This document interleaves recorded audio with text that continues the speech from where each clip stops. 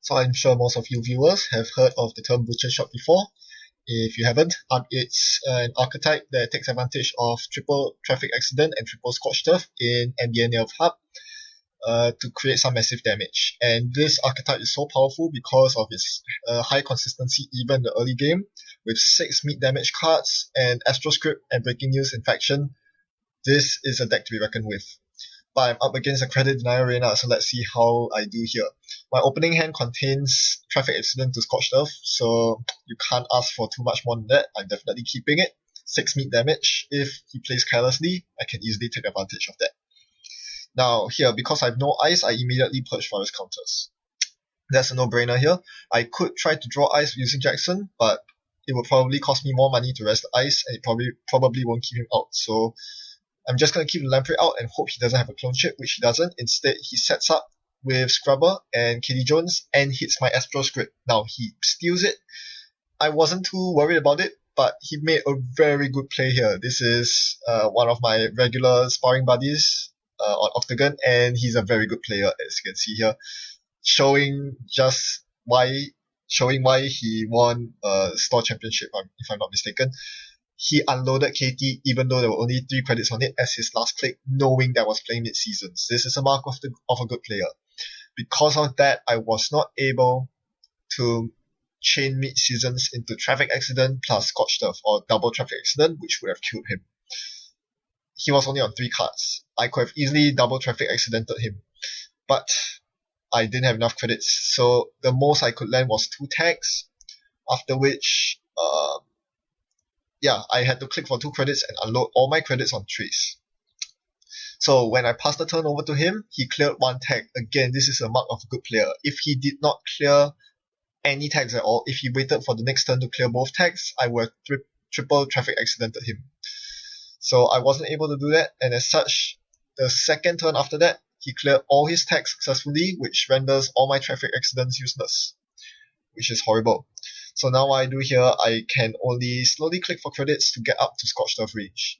The very fact that he managed to deny me credits with Lamprey, plus outtrace me on mid-seasons, Reina's link helps with that, allowed him to survive the early game onslaught.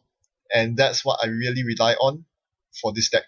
You need to secure the early game with to threaten a kill either way, whether it's through Scorched Earth Traffic Accident after mid-seasons or scoring a Breaking News. In this game, I didn't see a Breaking News, so my best hope was making him do the dirty work for me by stealing an agenda.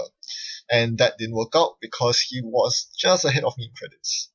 So here I'm forced to play the wraparound on HQ to completely lock him out. I cannot afford to be purging virus counters at every juncture, so the next best thing is to get ice up on HQ. Now he does run my TGTVT, which I'm very happy about, but he has 4 cards in hand and I discarded all my and it only gives 1 tag. It doesn't synergize with Traffic Accident. You need 2 tags to fire a Traffic Accident, and I have no money, so I can't even scorch him. So not much I can do here. Except to do that. Draw 1 card, play sweep, and so on. I didn't even have money to trigger the mid-seasons trace. He was on 0 credits. That would have been a perfect time to mid-seasons him, but he ran at a very good moment when I was too poor to do anything. So here, right now, I know I need to get my money online. I rest my pet campaign, but I know he's going to trash it very quickly with Scrubber, so I immediately get the Cortex lock on top of it. If I can bait him into running it, he's going to lose a lot of tempo. So he unloads Katie Jones and does run it. He gets punished with 3 net damage, and this is why I like Cortex Lock as a splash.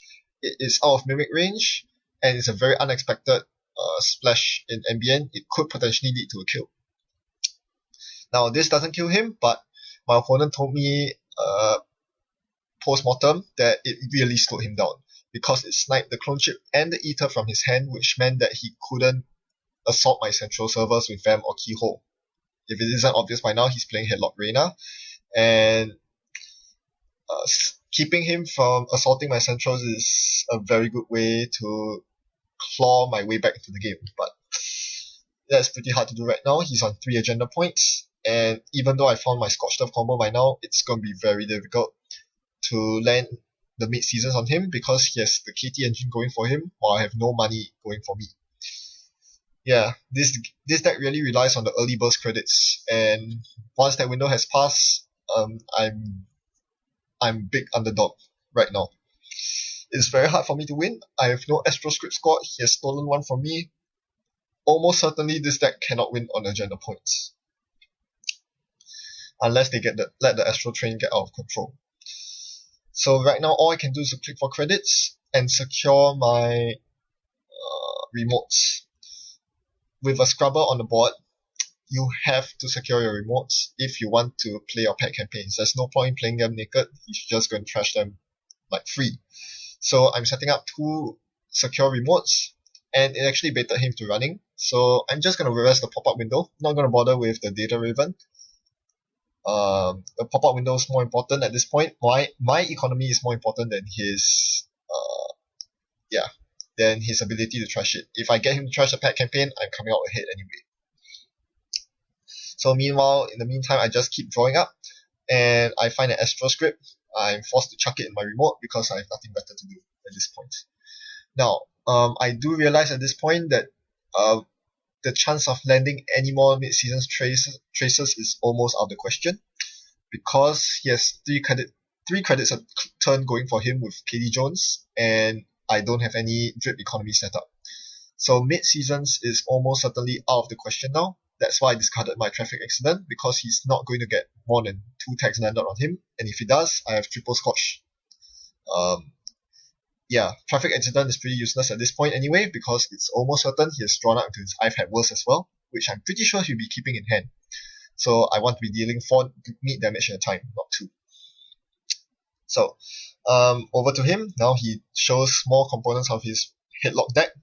He installs Crescentus and runs on my wraparound. I was expecting him to de-res it, but he doesn't. This is good play. Shows that he's very familiar with his deck. You do not want to de-res the wraparound here, because I would simply overwrite it and trash the knight. He needs to leave his knight there so that if I do overwrite the knight, it will cost me my wraparound. So he can use his Crescentus for something else. And indeed, I do know the importance of trashing the knight, especially knowing that I've tagged some of his recursion with net damage. So I'm just going to install a Quandary over it. And this is one subtle advantage that NEH has over Headlock Reina. That is, all the ice is pretty cheap to res, and you can easily replace your ice. So you don't really lose out. Like, with most other decks, installing stuff like Architect costs 5 or even 6 to res, and it only taxes the runner for 3 credits. It's not worth resing, but here it's much better because your wraparounds and quandaries are so cheap. In the meantime, I do get marked accounts, and obviously knowing that he wants to deny my economy, I place it behind the Cortex lock. So he can trash it if he wants to. If he wants to fork out 3 credits and 2 net damage. I don't think he does, so I'm just going to leave it there to generate money for me. Now, the Quandary that I place on HQ is quickly eroded as well. He makes it a very good point to keep my HQ vulnerable. And this is very bad news because I'm suddenly drawing to all my agendas. Early game, I wasn't drawing to agendas at all, but now the agenda flood is coming, and I don't have Jackson to deal with it. So this is very bad news, and to make things worse, because HQ is completely exposed, he gets 3 Lamprey runs, denying me 6 credits. This is very painful to watch. Oh man, but the good news here is because he was so focused on doing the HQ runs with Lamprey, I actually escaped unscathed. The breaking news that I installed last turn was not checked by him. And now that he spends his next turn trashing my pet, he's not interested in checking my other remote, which is the breaking news. And this is the only way I can see myself winning this game. If I can score this breaking news into double Scorch Turf, I have a shot at this. The trouble is, to score breaking news and double Scorch at the same time, it costs me 4 clicks. I cannot advance the breaking news because he will definitely run it.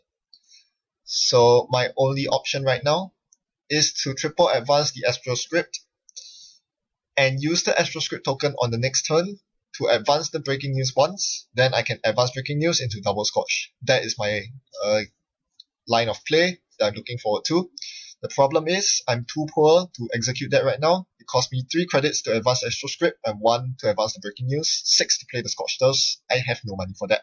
Mark account is dripping, but not nearly fast enough considering that he now has Keyhole online and is looking to threaten R&D like crazy.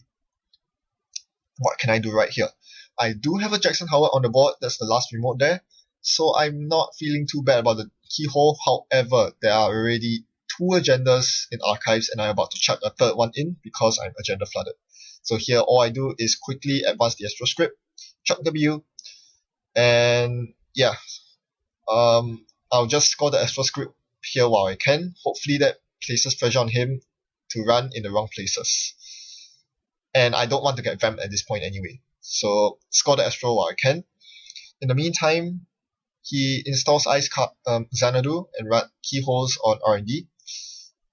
I'm not interested in paying credits to rest the Gutenbergs right now. The main priority right now is to get enough credits to score the breaking news and immediately win with double scotched. So I'm not looking to rest ice now. I have 6 credits now. Marked accounts will bring me to 7 next turn, which is enough for the kill.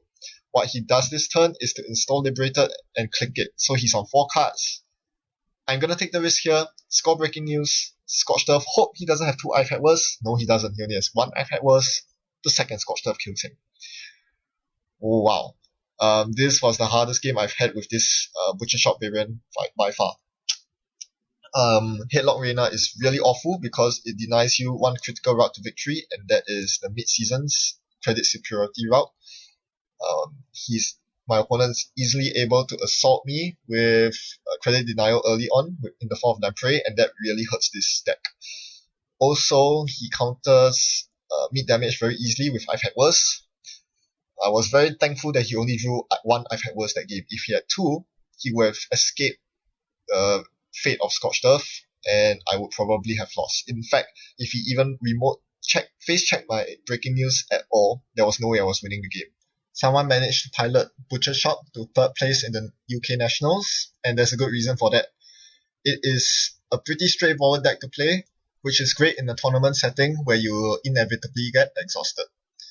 It is a very powerful archetype, being able to mow down most runners who are more geared up for the late game than the early rush, and this is probably, in my opinion, the best rush deck there is out there right now. Thanks for watching. Happy net running. Goodbye.